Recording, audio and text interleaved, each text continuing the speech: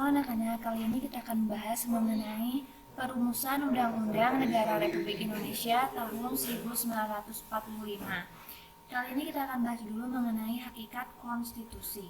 Konstitusi dalam bahasa Inggris disebut constitution, dalam bahasa Belanda disebut konstitusi, dalam bahasa Jerman disebut constitution atau verfassung, dalam bahasa Latin disebut Constitution atau Constituere. Nah, konstitusi adalah hukum dasar yang menjadi pegangan dalam penyelenggaraan suatu negara. Tujuannya adalah memberikan pengawasan terhadap kekuasaan publik. Selain itu, memberikan batasan bagi pemerintah dalam menjalankan tugasnya.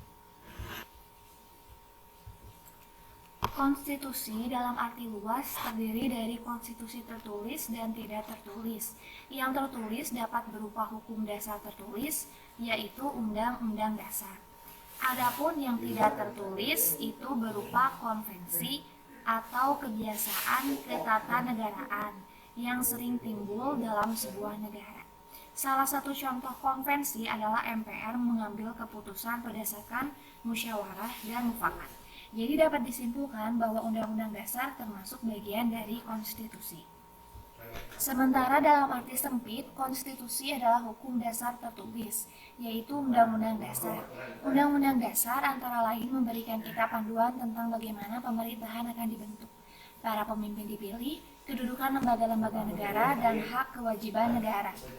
Undang-Undang Dasar menjadi pegangan dalam penyelenggaraan pemerintahan negara. Dalam sistem hukum nasional, peraturan-peraturan di bawah Undang-Undang Dasar tidak boleh bertentangan dengan Undang-Undang Dasar. Nah, sebagai negara yang merdeka dan berdemokrasi, Indonesia memiliki Undang-Undang Dasar yang ditegaskan dalam Pasal 1 Ayat 2 Undang-Undang Dasar 1945. Pasal tersebut berbunyi, kedaulatan berada di tangan rakyat dan dilaksanakan menurut Undang-Undang Dasar. Nah, Undang-Undang Dasar Republik Indonesia adalah undang-undang yang ditetapkan dalam PPKI tanggal 18 Agustus 1945. Undang-undang tersebut bernama Undang-Undang Dasar Negara Republik Indonesia atau biasa disingkat UUD 1945. Nah, dengan demikian kedaulatan rakyat dipahami dan dilaksanakan berdasarkan Undang-Undang 1945 yang menjadi pedoman dan norma hukum di bawahnya. Nah, ini dia hasil sidang PPKI tanggal 18 Agustus 1945. Yang pertama itu mengesahkan Undang-Undang Dasar 1945, yang kedua menetapkan Insinyur Soekarno sebagai presiden dan Muhammad Hatta sebagai wakil presiden, dan yang ketiga membentuk Komite Nasional Indonesia Pusat.